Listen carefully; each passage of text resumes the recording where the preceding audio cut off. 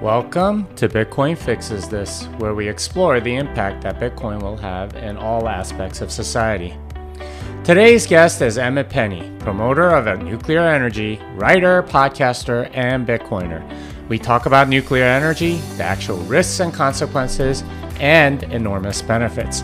Emmet also tells us about his background as a leftist, his disgust with Malthusianism, and what he sees as the optimistic philosophical alternative. Emmet Penney, how's everything going? It's going great, man. Happy to be here. Yeah. Where in the world are you right now? I am in Los Angeles. Okay. And yeah, that's kind of an interesting place to be at the moment, isn't it? Yeah, that's one way to put it. Yeah.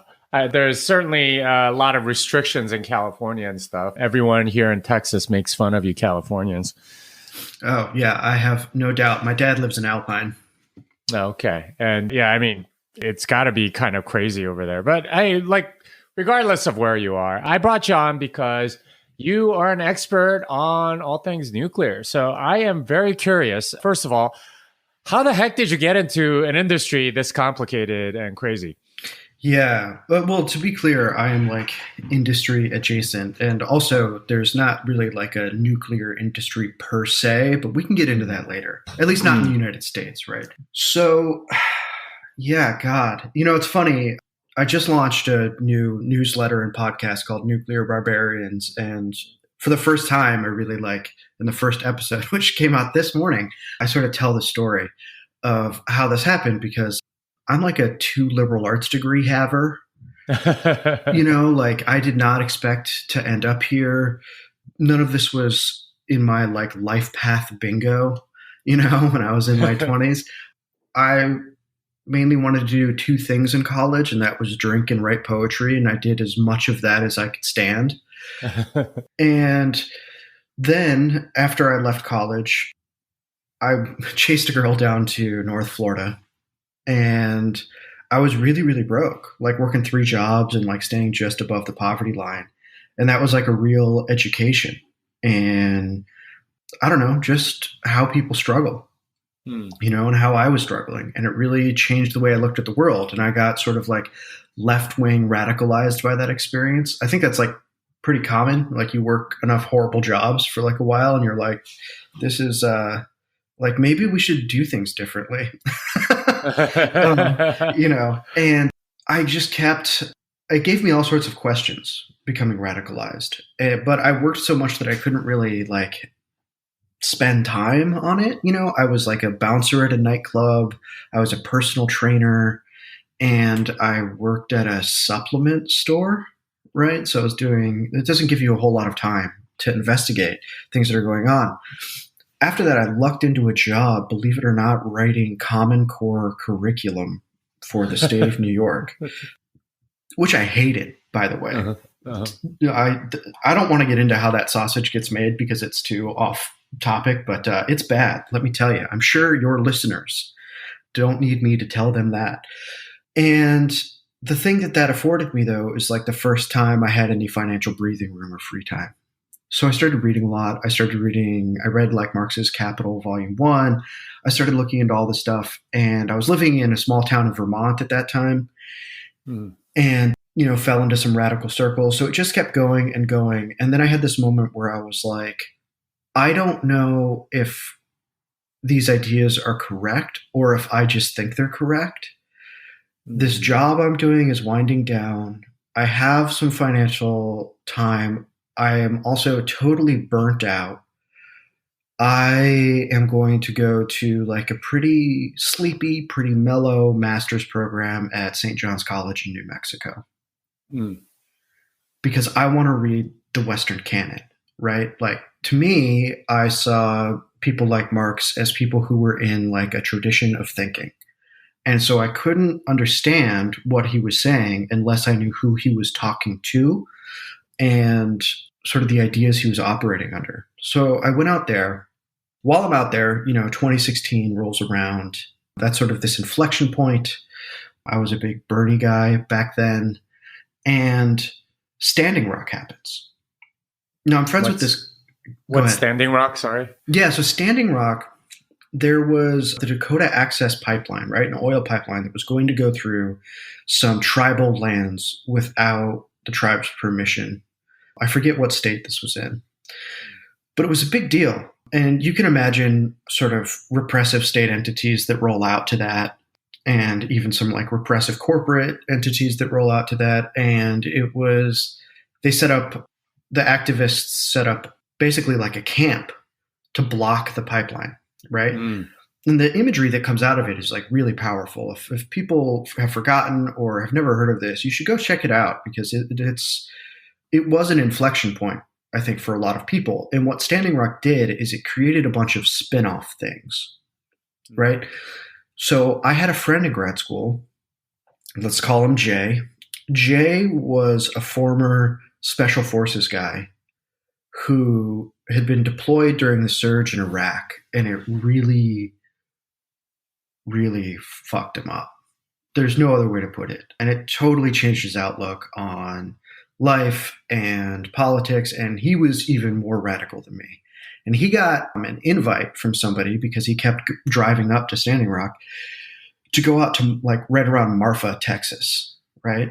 Because you're in Austin, right, Jimmy? Mm-hmm. Yeah, so out by Marfa, the Trans-Pecos pipeline was getting laid out there. And Society of Native Nations, another indigenous group, sort of had their own pop-up camp where they were going to do some activism.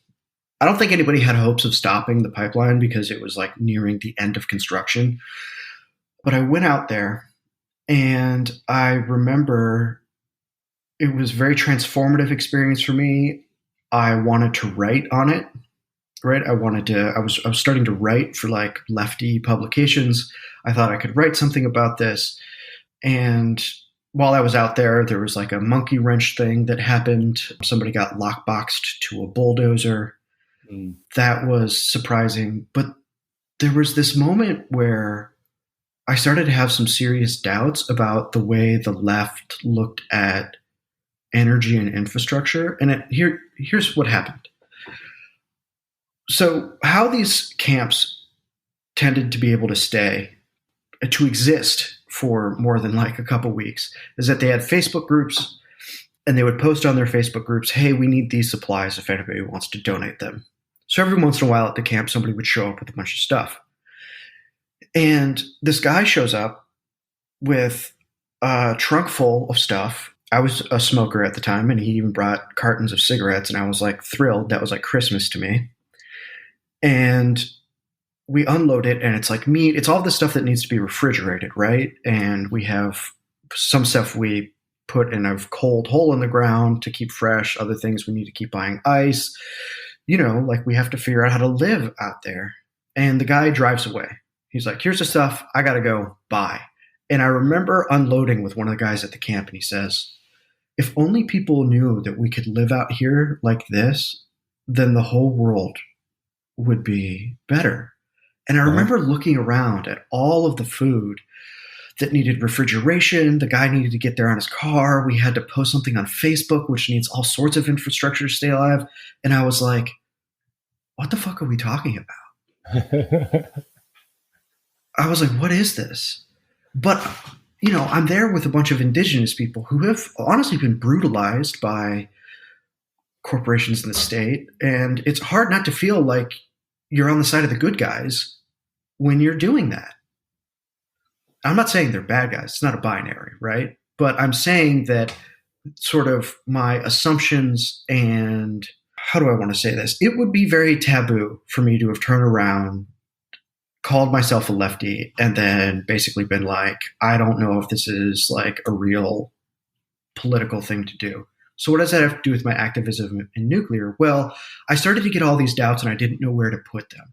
And it started to make it harder and harder for me to like understand things like the Green New Deal or whatever. And I didn't even know what questions to ask, but I had grievous doubts, and no one seemed capable of addressing them. And then I wrote a piece for Paste Magazine called Lecture Porn, The Vulgar Art of Liberal Narcissism.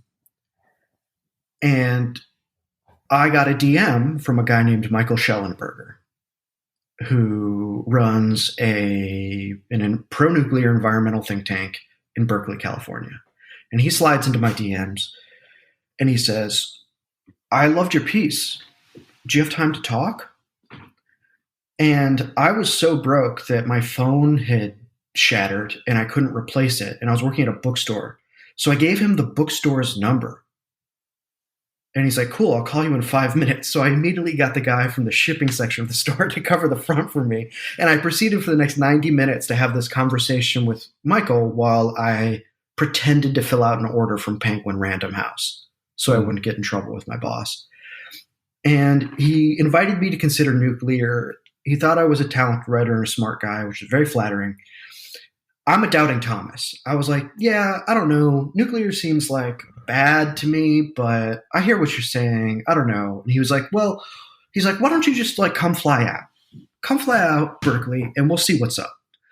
He's like, in the meantime, you should read this book by another lefty named Lee Phillips called Austerity, Ecology, and the Collapse Porn Addicts. And I was like, okay, fine, I'll read this book. And I start reading this book, and this guy, Lee, who's now my friend, starts laying out how industry and infrastructure work, how to think of energy and energy density, why nuclear is this amazing carbon-free thing that is actually extremely safe.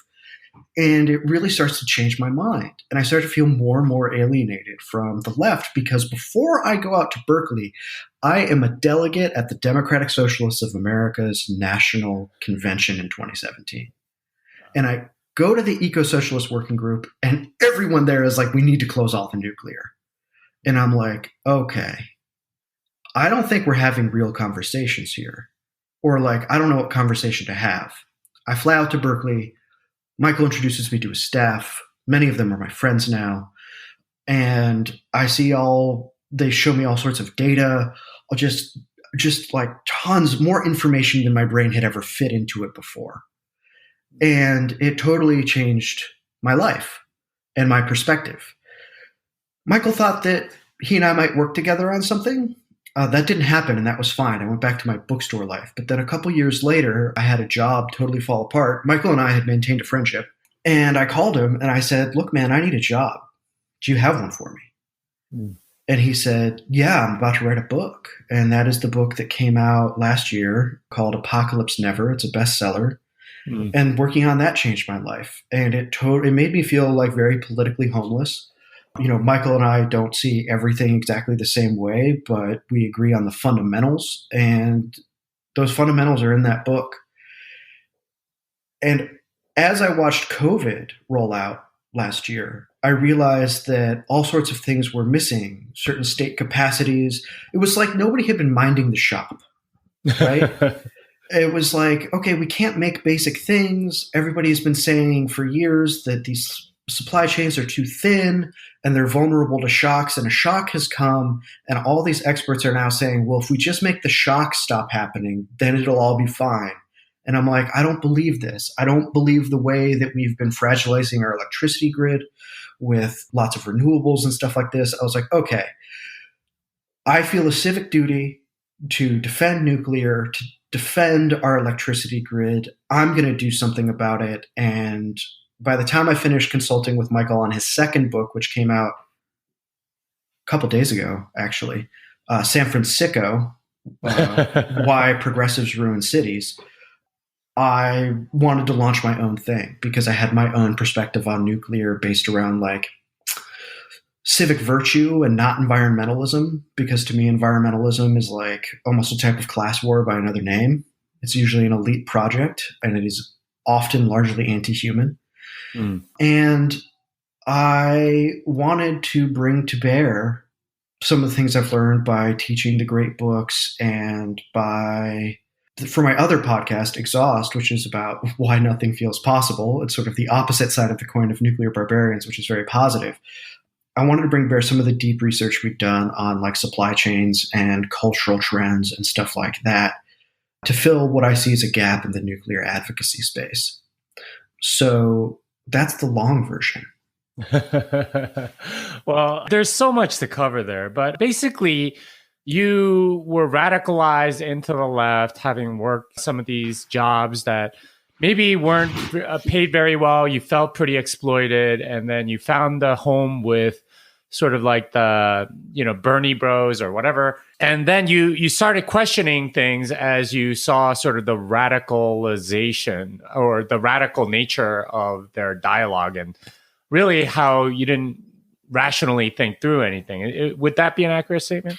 Yeah, I think some of it I had thought through, right? And a lot of that had to do with I still believe in unions. I still believe in that the working class could be incredibly powerful, that, they've been given a raw deal in America. I still believe all of those things. But there were certain just industrial realities, engineering realities that the left just does not want to engage with. They do not want to have a substantive conversation about it. And then it became clear to me, especially over 2020, that I don't really think the left has a desire for society to continue. And I just don't think that's a good tack to take. A, if you want to win over political constituents, but B, if you actually want a better world.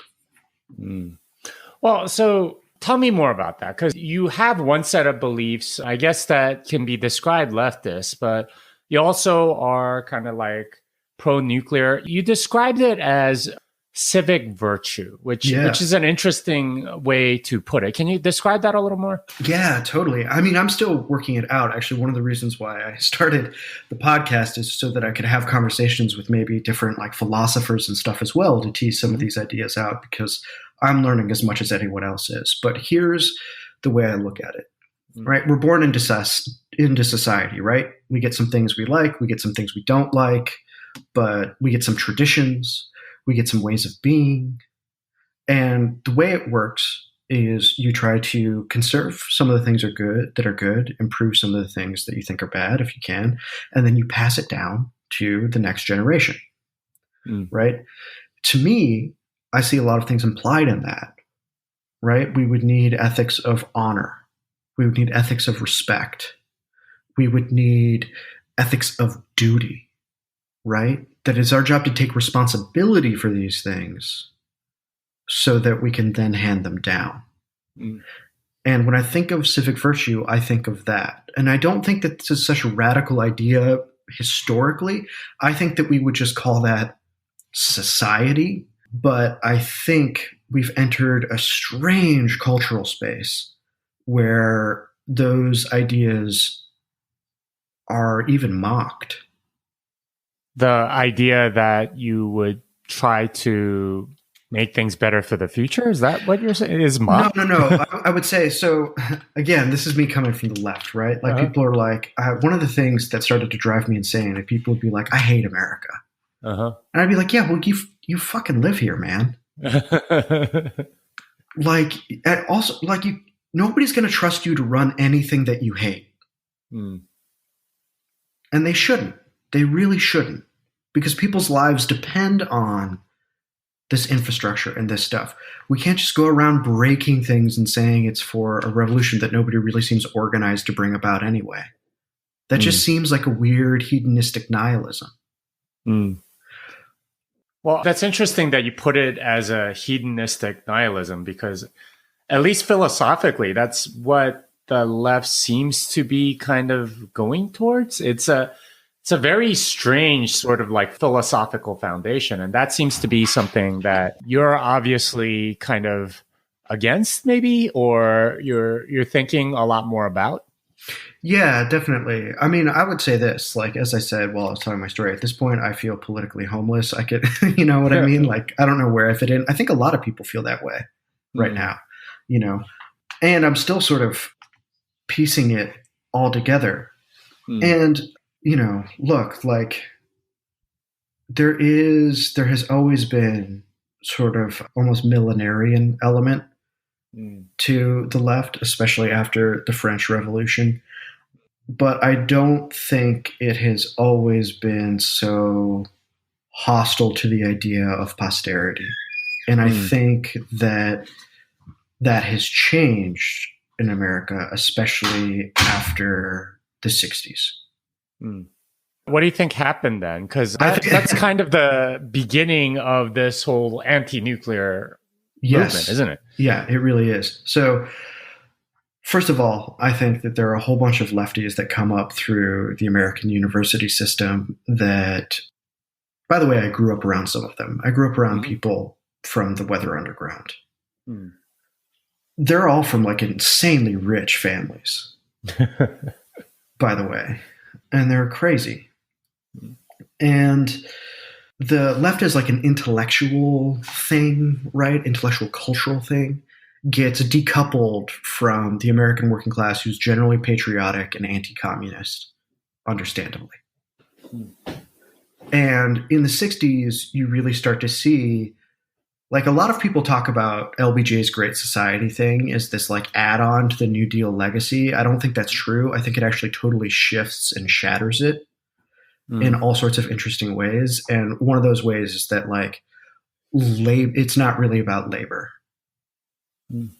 Right. It's about turning the state into sort of a treasure box. The New Deal had to have other things going on because like labor was still a threat.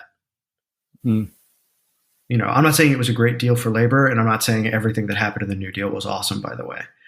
What I am saying is that there is a big shift that happens there. And that split between sort of the intellectual cultural left and the labor left is pronounced. And it also means that people really weren't like accountable to like everyday working people, these intellectuals. That actually used to be true. Right? Because where would you go to find the left? Well, you wouldn't go to a campus. You'd go to like a union hall. So if you're like an academic and you're like trying to get involved with that, you're not like hanging out in the like Marcuse seminar in the 1930s. You're hanging out with like the industrial workers of the world. So I think that that's part of what happens there. The anti-nuclear thing, you know, the environmental movement really starts as an elite project with like to stop the Storm King pump storage facility in the Hudson River in the 60s. And that's not like lefty. It's just like big money. Con Ed wanted that pump storage plant to help because New York was consuming so much electricity, and they didn't want to build more generation. They wanted to build more storage to handle peaks and valleys in the demand. And a bunch of rich people were like, I think the wires here will ruin my view. Like some of these people were like West Point generals. You know what I mean? Like that's not the left. And that and eventually the Sierra Club helped them basically go to war with Con Ed for so long that Con Ed was like, fine, we're just not going to build it. Ironically, the 1965 Eastern Interconnection blackout, which was catastrophic, probably could have been avoided or at least substantially mitigated if that plant had been built, if that facility had been built, right? The environmental movement starts to become anti-nuclear in the 60s and 70s as more people from the anti-war movement matriculate into the environmental movement. And their equation is that nuclear weapons and civilian nuclear technology are the same. And there's no reason they think that, right? Because the Atomic Energy Commission in the 50s comes out of the Manhattan Project, right? Eisenhower had this idea, atoms for peace. And you can see this old propaganda photo, which is like a picture, which is like this mushroom cloud. And then there's this hand coming out of it, like an atom. And it's like the idea that, okay, we've made this terrifying Promethean weapon. We've ended this global conflict, or we've ended this world war. We need to harness this power towards peaceful ends. And that's part of why they have this equation in their heads. And they're like, well, I'm anti-war, I'm anti-military, right? It's like path dependency, right? They all cut their teeth in anti-Vietnam activism. And they're like, this is the same. Some of the same problems are here. And so that's the tack they take. And then the 1970s energy crises feels like a real vindication for a lot of these people, who are also Malthusians, by the way. They don't want there to be too many people on Earth. They're scared we're going to run out of resources, et cetera, et cetera. And they're like, great, we need to degrow our economy. Small is beautiful. We need fewer nuclear plants, which could blow up at any moment and kill everyone. We need less coal. What we need is soft power generation that is in harmony with nature, and that is like wind and solar, right? Mm. And that's how these things come together. They're highly motivated people, you know. Wow. They've closed a lot of nuclear plants. Wow. So what you're saying then is that it started as this sort of like rich people sort of wanting, like sort of imposing their worldview on the rest of society, something to that effect. And it still using, is that, yeah. Using the tools of propaganda to sort of stir up the right, or I guess the leftists to do their bidding, something like that. Yeah, kind of. I more think that there's like a cultural left that gets very involved in like social movements and different pet causes, save the whales, whatever, you know. Mm. And over time, those develop into and ossify into like massively funded NGOs. Mm. And I also think, look, some of the people that were famous in the 60s and 70s and talking about Malthusian degrowth stuff, like Paul Ehrlich, are still around and still respected.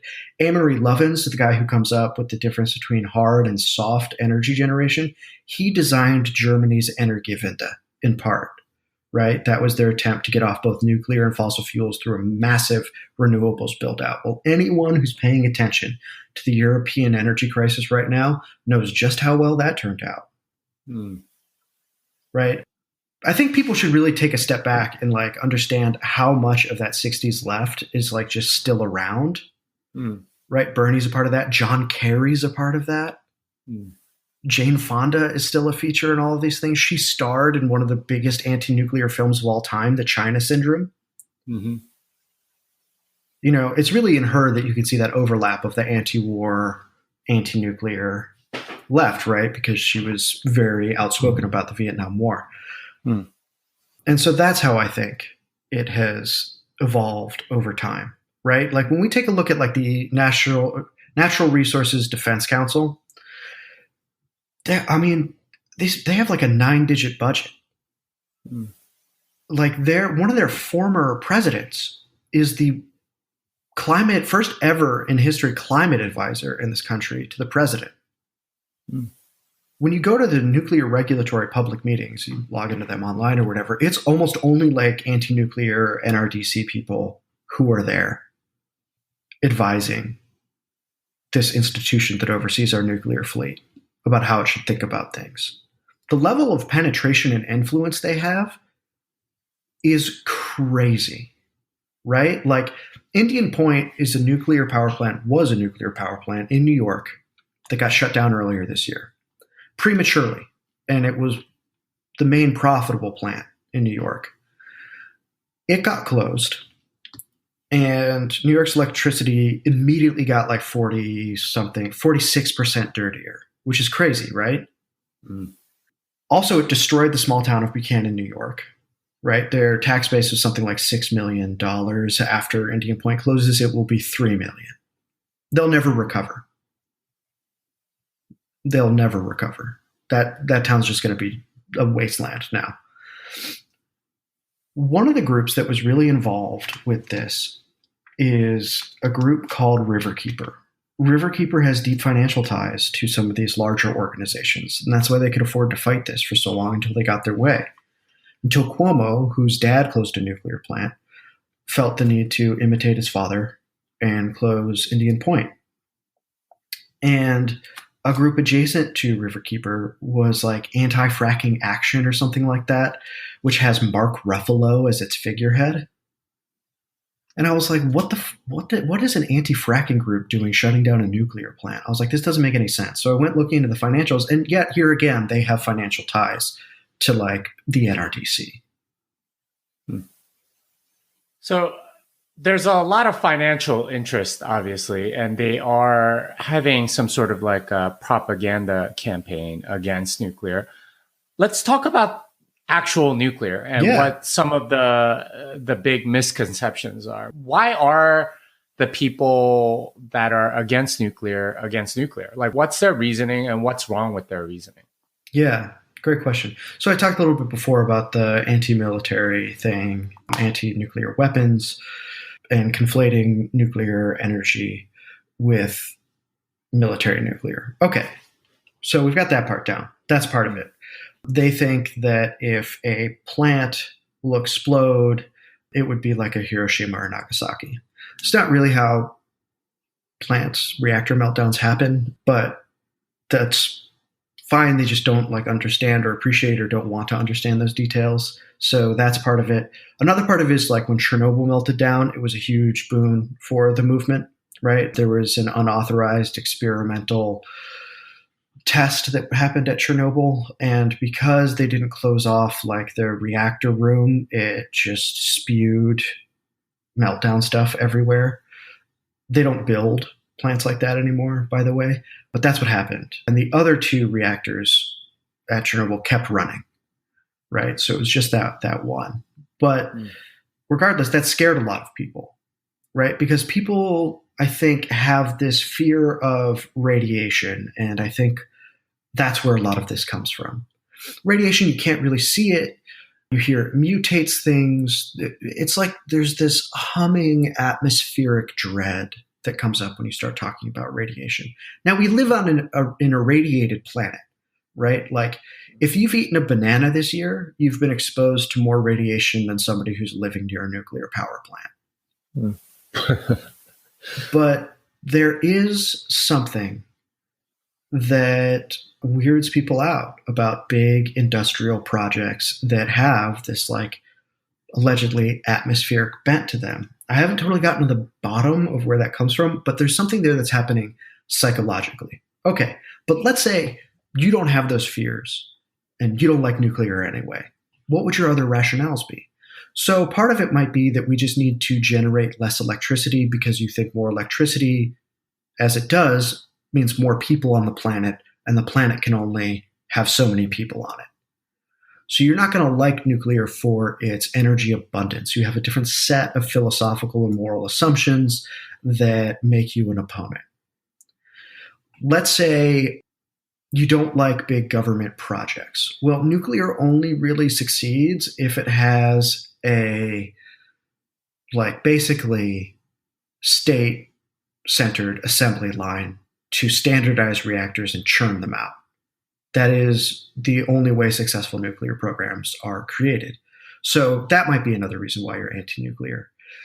You might also be anti-nuclear because you think it's too expensive. There are often cost overruns because they are big industrial problems in the United States. Colleague, friend, Alex Epstein, who's a big fossil fuel guy who also likes nuclear, says that nuclear is basically criminalized in America because the regulatory threshold is so high. The bike racks have to be meltdown proof. You know what I mean? That type of stuff. And you need 8 different guys to check that out. And you're look, we can just do wind and solar faster and cheaper. So we're just going to do that. I don't want to close any nuclear plants, but I don't want to build any more of them. I just want to do that. So those are some, I think, common responses to that. I'll tack one more on. I think it's tied to the radiation fear thing. You really freaked out about radioactive waste and stuff like that. I actually think that a lot of those fears basically just come from The Simpsons. I love The Simpsons. As my friend Maddie points out, she's over at Campaign for a Green Nuclear Deal. She says that the only thing The Simpsons got right about nuclear is that a man without a college education could earn enough money to buy a house and raise 3 kids and have his wife stay at home on a salary. That's the only part that it got right, which is true. So I think that those are the arguments against nuclear. Now, we can talk about a few of those. Some are more interesting than others, but I don't know. Maybe you have some follow-up questions. Maybe you want to go deeper. Yeah. So the big one, I think, is people are scared of the possibility of meltdown, right? There seems to be an inherent fragility to nuclear power plants. I think Fukushima is the big one that people think about now because, 3 Mile Island and all that other stuff happened a long time ago. But Fukushima with the tidal wave and everything else led to Japan shutting down all of that stuff. And apparently it was, kind of a big disaster. So can you dispel some of those fears a little bit? Why isn't it as bad as we think? Yeah, I would love to dispel some of those fears. So the first thing I'm going to say is the Japanese government is basically deciding to turn back on all of its nuclear plants Mm. because a lot of that energy was just like replaced with coal and stuff like that. Mm. Right. So, okay, let's take a look at Fukushima. So Fukushima is a really like weird, it's an earthquake and a tidal wave at the same time. I mean, can you believe that? Mm.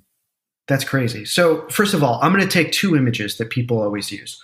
One is what looks like a heat map of the Pacific Ocean.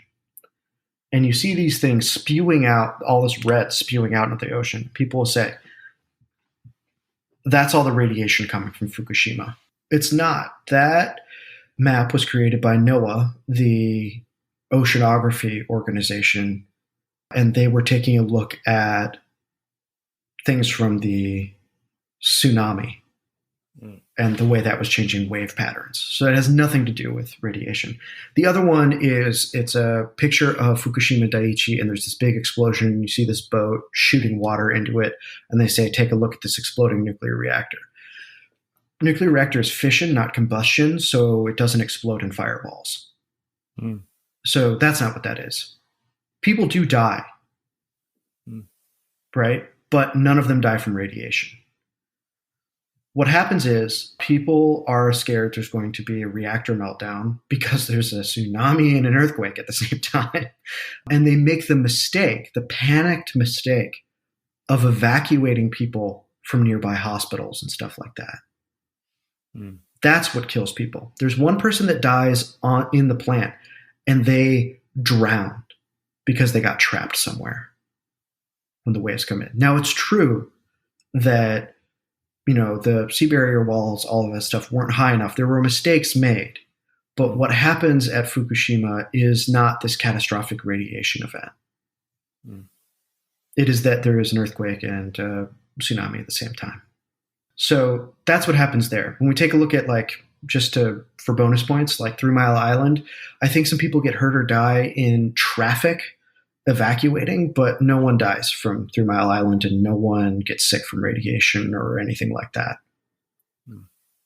So what's the difference between the perception that people have of sort of like nuclear power plant, something going wrong, versus the actual reality? Like, how safe is it? That's the real question, I think. The real question is that statistically, it is one of the safest ways to create energy we have ever discovered. There's going to be risk with any big industrial thing, right? Like that's just going to happen, But comparatively to fossil fuels, and I think maybe even wind turbines, I know somebody's crunching the data on this and I don't want to out them or represent their findings before they feel comfortable with publishing, but I think it might be safer than even wind. Very, very few people die from nuclear stuff. If people live in a state, by the way, where you have a nuclear plant and you live nearby, there's like a visitor center. You should go check it out. Like these things are very safely run. I think you can set up a visit and they'll walk you through the plant. They'll show you where the waste is stored. You can talk to the people who work there. It'll really humanize the whole experience for you. I think, again, the perception is ultimately really comes out of Hiroshima and Nagasaki. And those were horrific events. And I think people look at the way the government lied and really hurt people in New Mexico doing nuclear weapons testing and in Bikini Atoll, that they don't trust big utilities or big government projects that are invested in nuclear. And that is a larger trust gap problem that I want to figure out how to solve. I have a friend who recently helped a PhD student edit their thesis, and the thesis is on how the Ukrainian government won back the public's trust after Chernobyl because nuclear has an 83% approval rate amongst the Ukrainian public today. So winning back that trust is possible.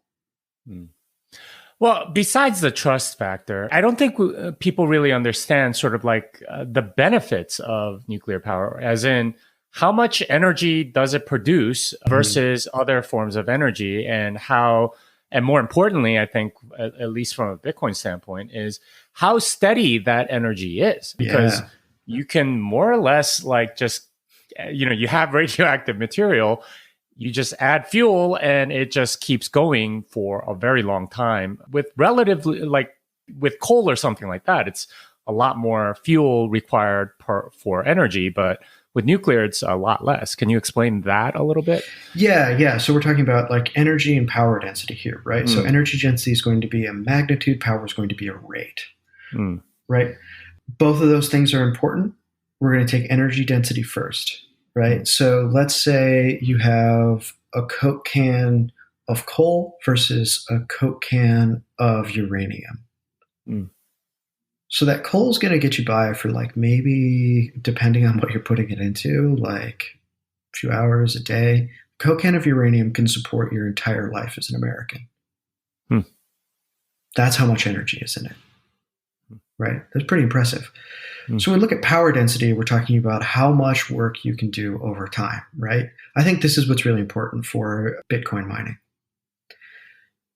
Is, as you said, it's really steady and it can just go, right? It can just churn out so much energy. I think it's something like reactor cores get refueled like every 5 years, and uranium is really abundant. So we're pretty lucky here that we can get all this. By the way, the Russians have what's called a fast breeder reactor that can refire spent nuclear fuel. So we've closed the fuel cycle on nuclear as a species. That's pretty amazing. Well, so explain that a little bit. So when you say you're closing the life cycle, you get some waste product after you use it for nuclear fuel. What happens to that waste product that you can use it again? Right. Yeah. So first of all, the thing that freaks people out is that they'll say it's like immortally radioactive. And it's true. It does stay radioactive for a really long time. This is the high level waste, right? So this is a small percentage of the waste that comes out of nuclear. And in the United States, we store it in what are called dry casks that are monitored by the plant and by their utilities. There have been some attempts to have major storage areas like Yucca Mountain that ended up being a boondoggle. I personally think if we wanted a national storage thing, we should just send it all to Los Alamos, where they have a huge warehouse that can fit all the nuclear fuel we have, and they can process it because they do it all the time. But anyway, so it stays in these dry casks, right? And you're like, well, I don't want all this waste hanging around. It's safe. It's never hurt anyone in its entire history, but I'd rather not have it. And if anything happened, I would also like the opportunity to reuse it, right? Just for stability's sake. Well, that's what the Russians figured out how to do. I'm not totally apprised of like the science of like how they figured that out, but the uranium that is left over in that waste, they figured out how to reprocess to generate energy. And that's amazing to me. So they're recycling the waste product of nuclear power plants for even more power. Is that what you're saying? Yep, exactly. It's not cost effective yet, so like you wouldn't want to run it all the time. But Russia's experienced lots of deprivation in its history, right? And I think it came out of that cultural ethic. They're like, we might not be able to maintain all of our supply chains or have all of these things, but we want to be able to use our fuel. And Rosatom, their national nuclear entity, which is the best in the world, top flight, no one is better, figured out how to do that. So essentially, you don't have sort of like the downsides that people typically think of with nuclear. It's not a disaster if something goes wrong in the plant, and you don't have these waste products necessarily that you associate with nuclear plants. In fact, you can reuse them, and as sort of like industrial processes get better, you may be able to generate even more energy from them, and so on. And you can maybe even bake that into the cost of the nuclear power plant to reprocess those. How much power are we talking about in a typical nuclear power plant? And is there does it have to be sort of like Simpson-style giant nuclear power plant, or are there more options now with smaller ones and so on? Right, right. Yeah, so you're talking about SMRs. So I guess we have like some SMRs in the United States, but those are propulsion for submarines and all that stuff is classified. Mm.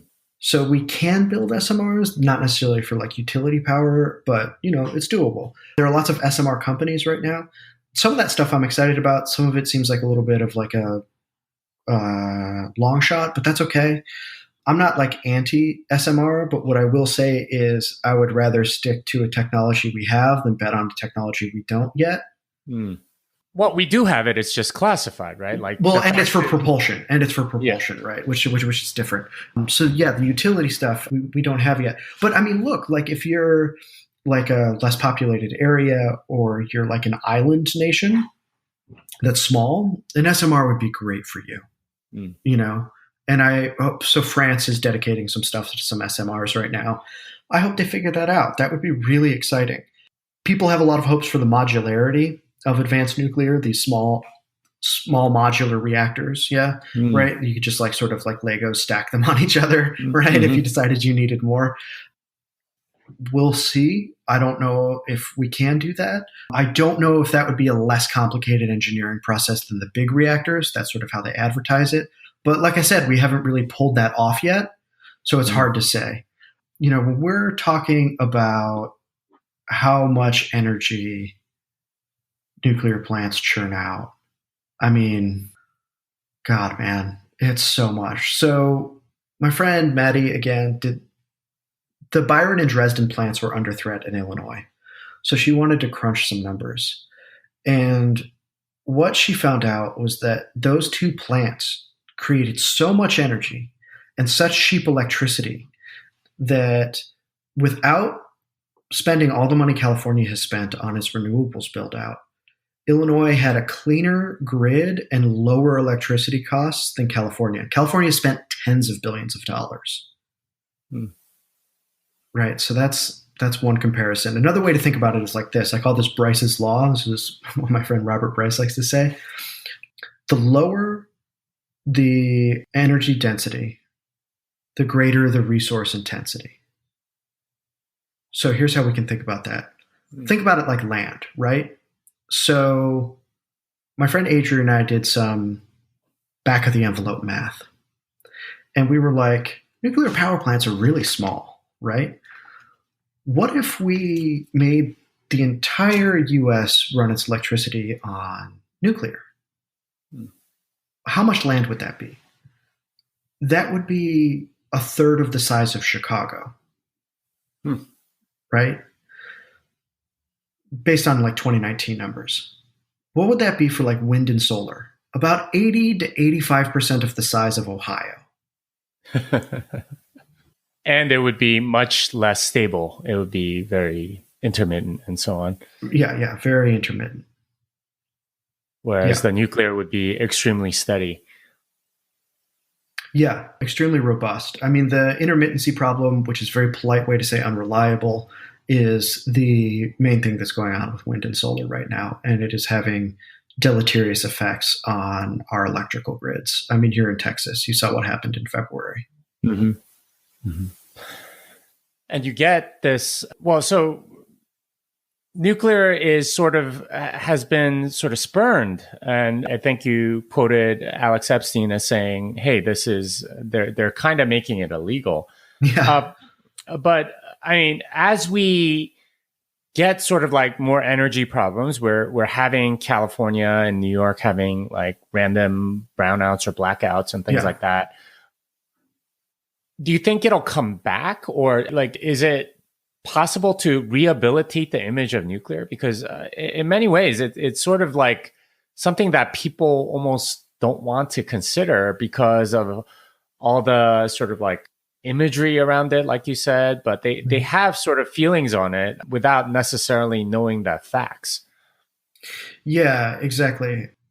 So I do think that there is, unfortunately, this coming energy crisis this winter will make a lot of people reconsider nuclear. The UK is already doing that. France is already doing that.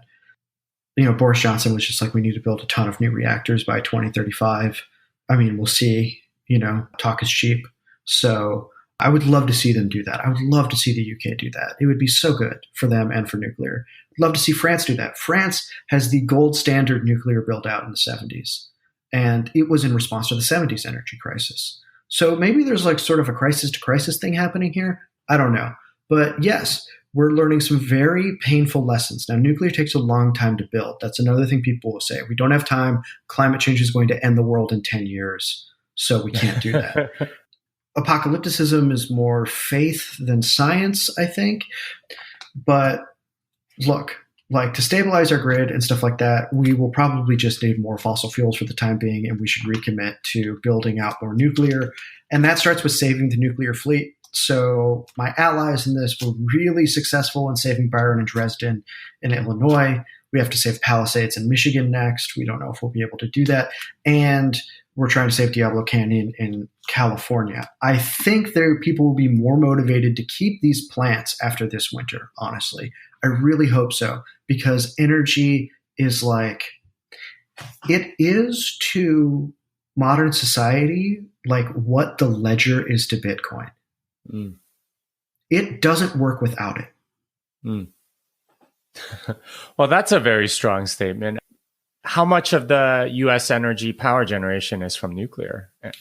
I think it's it's half of our clean energy and maybe 20% of our electricity energy overall. Okay. So what are you anticipating this winter that will cause some sort of crisis? Things are going to get really weird, right? So first of all, oil and gas prices are so high that combined with inflation, we're looking at maybe seeing heating bills go up by 54% in the United States this winter. Mm. That's insane if that happens. Now, nuclear is not going to provide that heat because it's not thermal. However, it would mean that you would have you'd be using fewer fossil fuels to keep your electricity running, so you'd have more of it for that thermal stuff, like heating homes or whatever. What we're seeing in the UK, so here's something people might not know for all of your Texas listeners. The Texas and California grids are based off of the UK grid, which is this allegedly free wholesale market. That's not what it is. That's what it advertises itself as. That really favors volatility because it favors competition, right? So it's like this auction house where people bid every 5 to 15 minutes to provide electricity to the grid, right? That's going to be really good for intermittence and natural gas, because natural gas can ramp up and intermittent renewables drop off the grid. So there's a lot of volatility, a lot of energy traders like that. It's not so good for the grid, but hey, but that works only if the gas is cheap. Roger Pilkey, the climate scientist, says basically people will do whatever they can to keep the lights on. No climate change ideas will do that. Look, for my first episode of my podcast, I talked to Paris Ortiz-Wines, who runs the global pro-nuclear event called Stand Up for Nuclear. Nothing exists like it in the world. And she was talking to a Belgian ally, and he said, I would burn the last tree on earth to keep my child warm. Right? Oh. So that is the priority, right? Is keeping this going. What we're going to see in Europe is we're going to see likely brownouts, maybe blackouts. We're going to see a huge leap in emissions. We're going to see coal coming back in a big way. We're already seeing that in Germany. And we're going to see an increase in Russian influence in Europe because they've just built the Nord Stream 2 pipeline. And like I said, people will do anything to keep the lights on, even surrender their sovereignty. Right? I think the Dutch are now ceasing creating ammonia, which is going to have huge implications for agriculture because they can't spare the fuel. You see what I mean? This is a system-wide problem in the same way that COVID-19 was a real hard check on the just-in-time supply chain assumptions that we've been operating under. And we're still dealing with those problems, by the way. This is going to be a huge check on what we thought we could do with renewables and how we thought we could restructure our electricity grids. Well, so let's pivot a little bit to Bitcoin because yeah, please. Obviously, there's some synergy here because of the steady energy generation of nuclear power. And of course, like the thing that a lot of people don't get is that there are lots of different energy markets and not a single global one, which is why like arguments that Bitcoin uses this much electricity don't make any sense. But you have nuclear power plants, and wherever they are, energy tends to be cheap because they're just generating so much of it. How much of that energy gets wasted, right? Like how much of it, because they're usually, in any part of the grid, you're always producing for peak demand, so you don't, have catastrophic failures like you did in Texas. How much of it gets wasted, and how much could, say, Bitcoin mining benefit from nuclear power? Oh man, that's a really good question. I want to look into that. I don't actually know how much gets wasted. I know globally, all electricity generation, it tends to be around 30 to 35%. Yeah. And that's that sounds right to me. I mean, that's a significant amount that, if you're not using it and you can sell it cheap to Bitcoin miners, at least you're making something, and that could definitely make nuclear energy a lot more, lot easier to make profitable rather than, having to waste energy and do all that stuff. So like, is that like a part of any sort of business plan that you could put together that could maybe... So we're starting to see, so what I love about you Bitcoin bros is that you rule. You're super enthusiastic. You give a shit about infrastructure, which is huge to me. I love that. And you understand how important energy is. What we're seeing is, I've been seeing these news articles where like a bunch of Bitcoin guys are getting together and being like, how do we broker this deal with nuclear energy? Because we understand the benefits, right? And we want this. So I think right now, people are starting to begin to talk about how that could be part of a business plan. I think as Bitcoin becomes more culturally known and more people have it, and frankly, as nuclear's reputation gets restored, which I really do believe will happen and already is happening, we're going to start to see how those business ideas are going to be renegotiated. And I think they're going to be more powerful because of how much energy nuclear has, and more consistent than some of what's going on. Like, I have a lot of respect for the great American mining guys who are doing the gas flare-off stuff in Texas, I believe. Mm-hmm. I think that's really cool. I'm less compelled by the wind and solar stuff because you never know. It's just too inconsistent to really do good mining. And the risks because of that volatility are just like too high. The gas flare-off stuff makes sense to me, but nuclear is going to be even more reliable than that. And the other thing is, the thing that I really want to see is, you're right, there's this sort of like cheap shot against Bitcoin for its energy consumption. I mean, first of all, the thing that makes us human beings is that we're willing to take risks and innovate things like Bitcoin. Right? So I don't want to say don't do that because it uses too much energy. I'm against that way of thinking. Right?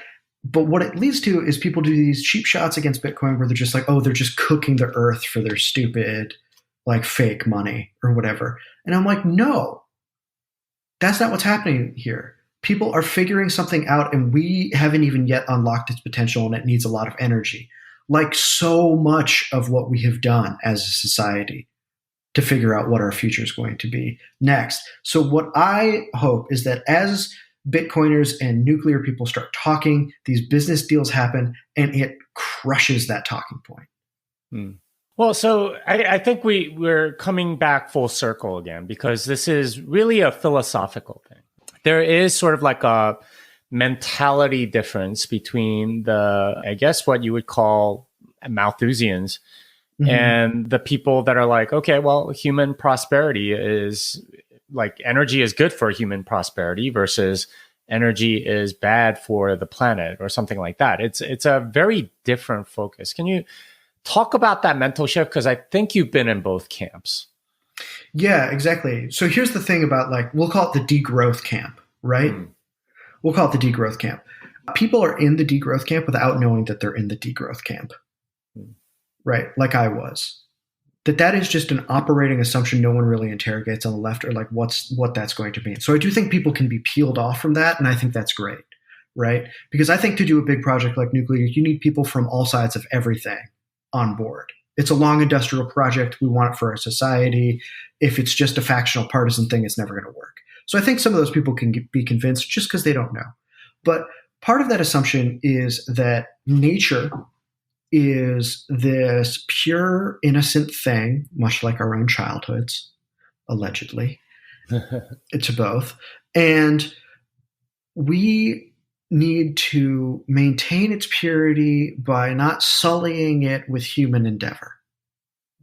And in fact, you'll hear people say this, right? I can't stand this language, but humans are the virus. I'm sure people saw that language, right, when COVID broke out. Yeah. Right. I think Extinction Rebellion actually used that language, which is grotesque to me.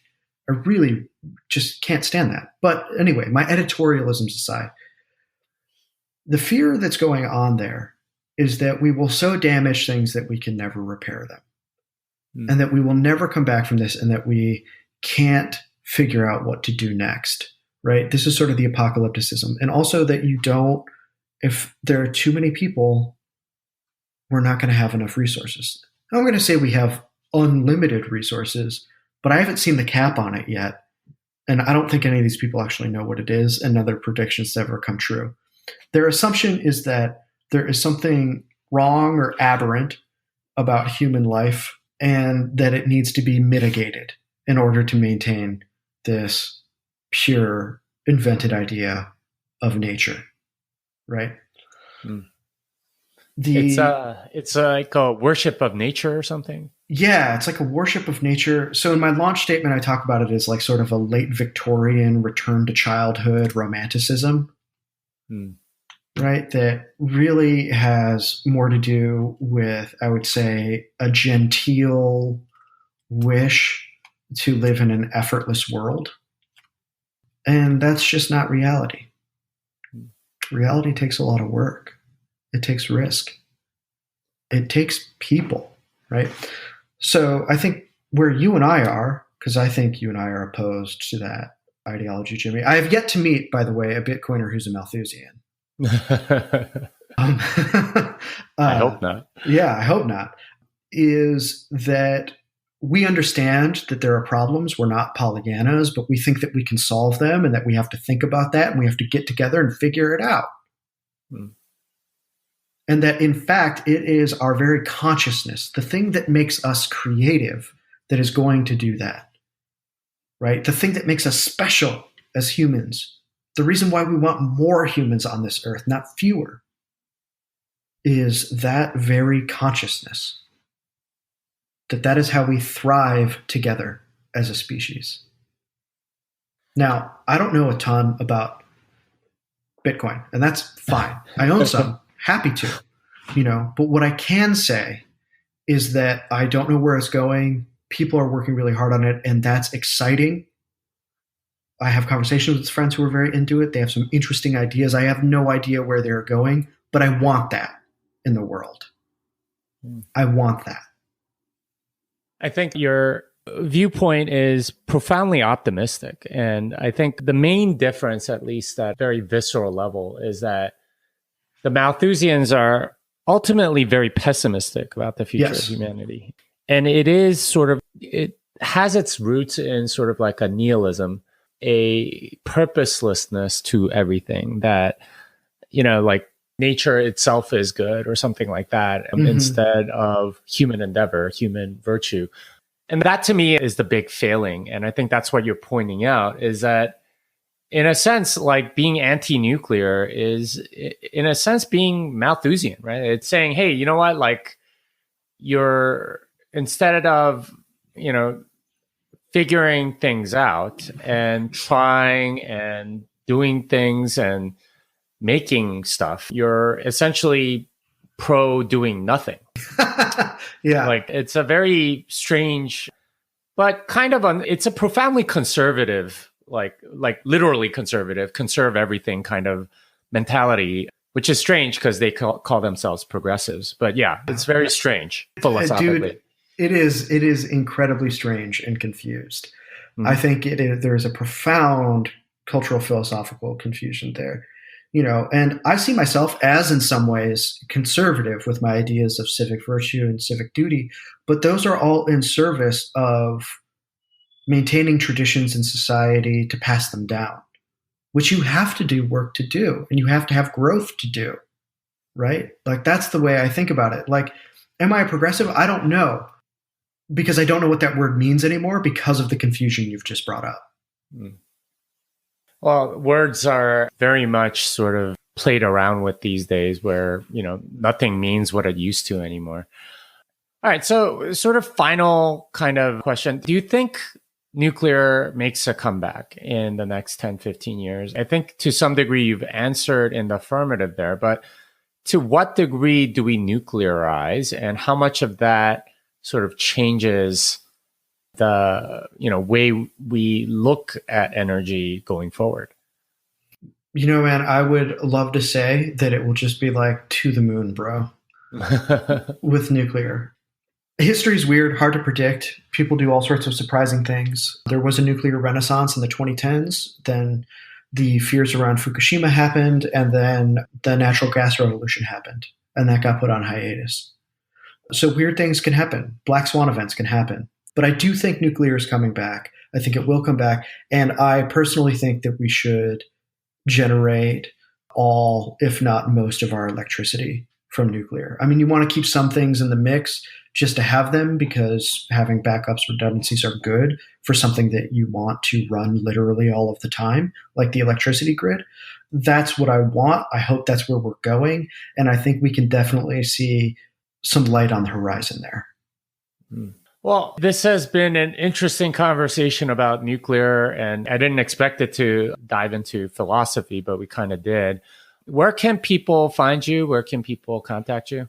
Right. So you can find me on Twitter at NukeBarbarian. I have a new podcast and newsletter. I'll also be doing some writing where I bring some more of this philosophical stuff into thinking about nuclear. That's nuclearbarbarians.substack.com. You can get all that right in your inbox. And if you're interested in sort of like a weirder, more meditative side that sometimes where I showcase a little bit of my pessimism, you can check out my other podcast, Exhaust, EX.HAUST, wherever you can find podcasts. That project has been a total joy to work on. It's very far ranging, so people might be interested in that. But that is where you can find me. And my DMs are open. I'd love to hear from you guys if you have any more questions. All right. Well, thank you for coming on. Yeah, man. Thank you for having me. This was really great. I appreciate it so much. Unchained Capital is a sponsor of this podcast. I'm an advisor to the company. I know the team well, and I'm excited about what they're building. If you need multi-sig, collaborative custody, or a Bitcoin native financial services partner, learn more at unchained.com. Well, that wraps it up for this episode of Bitcoin Fixes This. Emmet Penney can be found at NukeBarbarian on Twitter and nuclearbarbarians.substack.com. Until next time, fiat delenda est.